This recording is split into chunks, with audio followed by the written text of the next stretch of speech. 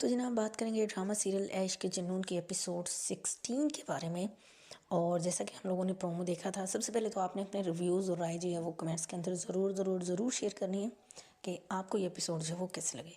تو جناب جیسا کہ ہم نے جو ہے وہ پرومو کے اندر دیکھا تھا کہ جی کچھ بڑا ہم جو ہے وہ ایکسپیکٹ کر رہے تھے کہ جی کچھ بڑا ہوگا اس ایپیسوڈ کے اندر۔ تو جناب ایمن جو ہے فائنلی پولیس اسٹیشن پہنچ جاتی ہے جمال سے بات چیت کرنے کے لیے، بٹ انفارچونیٹلی وہاں پہ میڈیا والے آ جاتے ہیں اور اس کی جو ہے وہ جمال سے کوئی بات چیت جو وہ نہیں ہو سکتی ہوتی۔ اس کے بعد جو ہے وہ ایمن چلی جاتی ہے ایس ایچ او کے پاس، اور پھر ایس ایچ او جو ہے وہ بڑی ڈیسنٹ اور جینون وہاں پہ جو وہ ڈسکشن ہوئی۔ تو ایس ایچ او یہ کہہ رہے تھے کہ بھائی آپ جو اتنے بڑے بندے پہ الزام لگا رہے ہیں، شکر کریے وہ لوگ اچھے ہیں کہ جنہوں نے کوئی جو ہے وہ آپ کے خلاف ایسی کارروائی نہیں کی، کیونکہ ان کی جو جتنی بھی عزت ہے وہ داؤ پہ لگ چکی ہے۔ خیر ایس ایچ او بڑے اچھے طریقے سے ایمن فیس کو سمجھاتے ہیں کہ جی مجھے آپ سمجھدار لگ رہے ہیں اور آپ کو اس بات کو جو وہ انڈرسٹینڈ کرنا چاہیے، یہ نہ ہو کہ آپ ابھی بھی اپنے اسی بیان پہ قائم ہیں اور ایسا کوئی کیوں کرے گا کہ جی اس کو خرید لیا جائے گا، اور ایسا نہ ہو کہ وہ لوگ جو کل راہم کے گھر کے باہر احتجاج کر رہے تھے وہ آپ کے گھر کے دروازے پہ نہ آ جائیں۔ اور وہی ہوا کہ تھوڑی دیر کے بعد جو ہے وہ ایمن کے گھر پہ جو ہے وہ لوگ احتجاج کرنے کے لیے پہنچ گئے، جب پتہ چلا جی کہ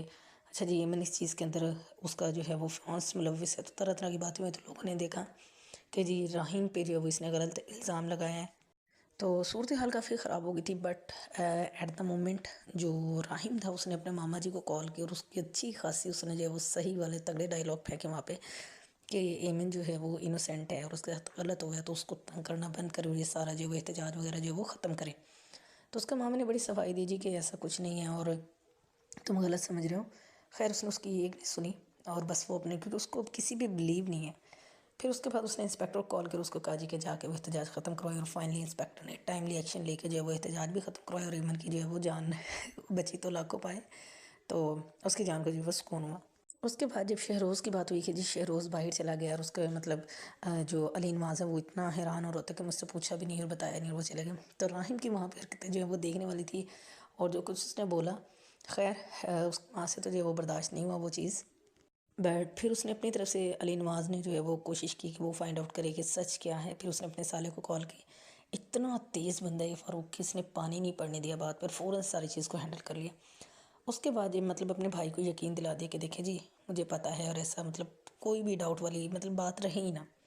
خیر جیسے وہاں پہ کال ختم ہوئی فوراً سے اپنی بہن کو کال کیا اور اس کو جی انفارم کیا کہ مجھ سے ڈسکس کیا کرو، اور بہن کو بتایا جی کہ تمہارے ہسبینڈ کو جو ہے وہ ڈاؤٹ ہو گیا تو سارے معاملے کو ہینڈل کرو۔ اچھا اس کے بعد جب علی نواز گھر آتے ہیں تو جتنی کہہ لیں اتنی کم یہ مکار عورت ہے، اس کی مکاری ختم ہونے کا نام ہی نہیں لے رہی۔ مزہ تب آ گیا جب شہروز کو جو ہے وہ سزا ہوگی۔ خیر جیسے ہی جو ہے وہ علی نواز جو ہے وہ گھر سے آفس سے گھر آتے ہیں تو فوراً سے جان بوجھ کے جو وہ کال کرتی ہے اور ڈرامہ کریٹ کرتی ہے جی، ایسا شو کرواتی ہے کہ جیسے شہروز تو بالکل انوسینٹ ہے، اور توف ہے علی نواز کی عقل پہ بھی کہ اس کو راہم جیسا بندہ جس کی پوری زندگی اس کے سامنے شیشے کی طرح ہر چیز واضح ہے، اور شہروز کا کیریکٹر بھی اس کی آنکھوں کے سامنے، بٹ اس کو راہم کی بات پہ یقین نہیں آ رہا اور شہروز جیسا بندہ ہے اس پہ وہ یقین کر کے بیٹھا ہوا۔ خیر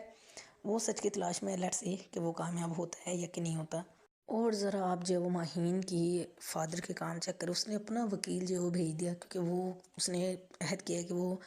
راہم لوگوں کو جو وہ تباہ و برباد کر دے گا کہ انہوں نے اس کی بیٹی کے ساتھ جو وہ دھوکہ کیا،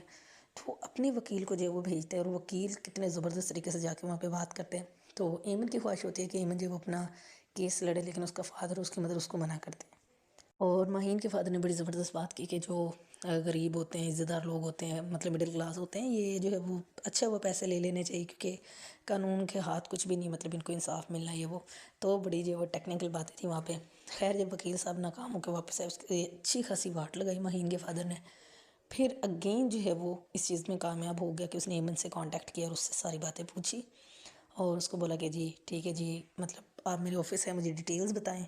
تاکہ میں آپ کا کیس لڑوں۔ اگر یہ چیز ہوتی ہے کہ ماہین کا فادر جو ایمن کو سپورٹ کرتے ہیں اور یہ کیس اگر لڑا جاتا ہے، مزہ تب آئے گا کہ ڈرامہ دیکھنے کا کہ جب فاروق آگے جو ہے وہ کھڑا ہوگا، لیٹس سی کہ وہ کیسے شہروز کو بچائے گا، اور یہ بندہ جو ماہین کا فادر ہے اس کو سچ جاننا ہے تو اس یہ ہر حد تک جائے گا۔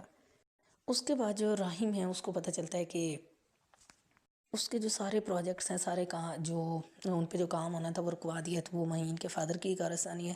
خیر وہ اس سے ملنے اس کے گھر پہنچ گیا، اور جب جناب وہ وہاں پہ گیا تو